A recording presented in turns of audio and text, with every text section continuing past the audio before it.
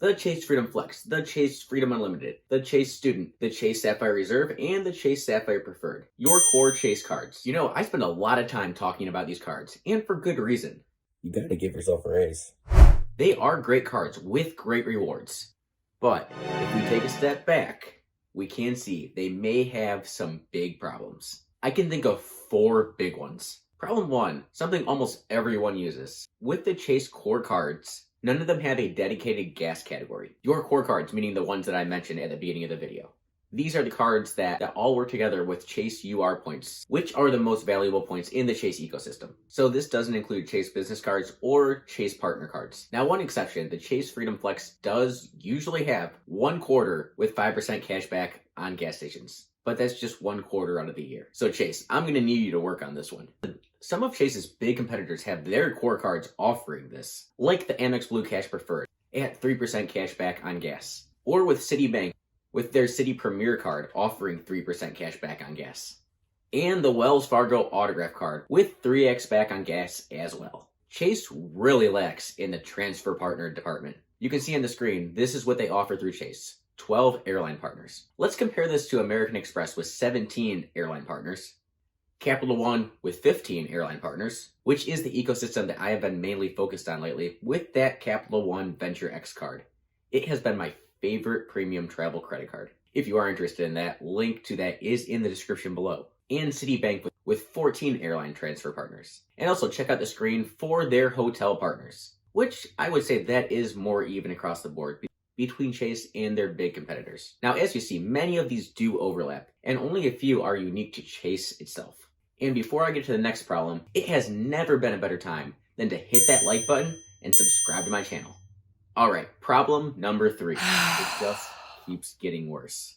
As we talked about getting around with gas stations, now let's talk about food. Yes, they're dedicated grocery cards. None of Chase's core cards, which we mentioned earlier, and I just popped up on the screen, have a dedicated grocery category. Now, back to the Freedom Flex, it usually does have 1 quarter with 5x back on groceries. And that's never a guarantee. That's just going off of past results. And you might think, wait, what about the Chase Sapphire Preferred? Yes, it does have a dedicated grocery category, right? Well, kind of. Their grocery category is year-round at 3x back, but it does exclude Walmart, Target, and wholesale clubs. You know, 3 of the main places people shop when they're shopping for groceries.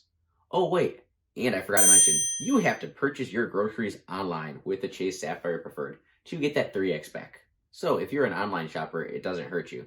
But most people do go to the store still to get their groceries, especially their produce. So as far as earning ultimate reward points, which again is Chase's most valuable points, these are really your only 2 options in the grocery department. Now, some of these competitor cards leave Chase in the dust when it comes to groceries. Back to the Amex Blue Cash Preferred. 6% cash back on up to $6,000 in spend every calendar year on groceries. And coming in not too far behind in the same ecosystem, the Amex Gold Card, where you get 4x back in points on groceries. And that is up to $25,000 of spend a year. And hey, the Citi Premier card offers you 3x back on groceries. And the Capital One Saver One, 3x back on groceries as well. Now, a lot of the Chase co-branded cards do have great grocery perks, anywhere between 2 and 5%. We are just talking about those core Chase cards that you can turn into Chase UR points. Again, come on Chase, help us out a little bit with this. Get at least one of your core cards to have a 3x back on groceries. You know what, that's not too much to ask for, I don't think. And your 4th major Chase problem. Chase has so many freaking rules. Yes, so many rules. If you've played in the Chase credit card game for a while, you know this. They have a lot of them, and it can take years of planning to set up your Chase system properly. Let's kick off with the 524 rule. Simply, you cannot open more than 5 credit cards within 24 months, and that's all credit cards through all carriers, not just Chase. Or you're likely not going to be approved for any Chase card. Now check out the link above me. That's a full dive on the 524 rule. Next, the Chase 230 rule. Then the Chase 130 rule. Then the 24-month same card rule. And the 24-month same family rule. And the 48-month Sapphire rule. That's that one. You cannot get more than 1 Sapphire bonus within 48 months. 4 years. And you can't hold 2 Sapphire cards at the same time.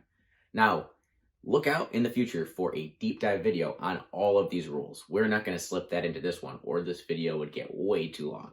So of course, following these chase rules makes your chance of being approved a lot easier on any chase card. Even with all of these rules and problems, especially these core cards earning you chase UR points, these are still some of the best cards on the market and a very strong ecosystem where you can build a multi-card setup in without a problem and pretty much cover everything you need.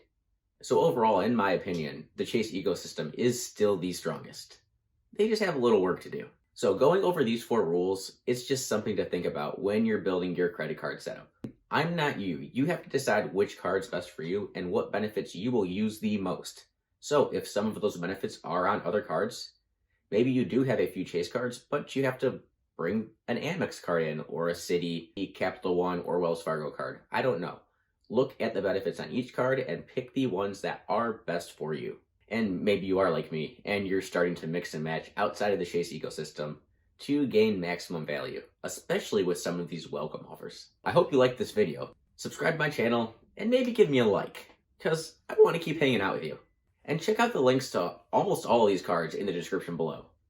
If any of these work for you, I wouldn't mind it if you use my referral link. It does help out me quite a bit. And if not, no big deal. Just open the card that's best for you. And of course, give yourself a raise.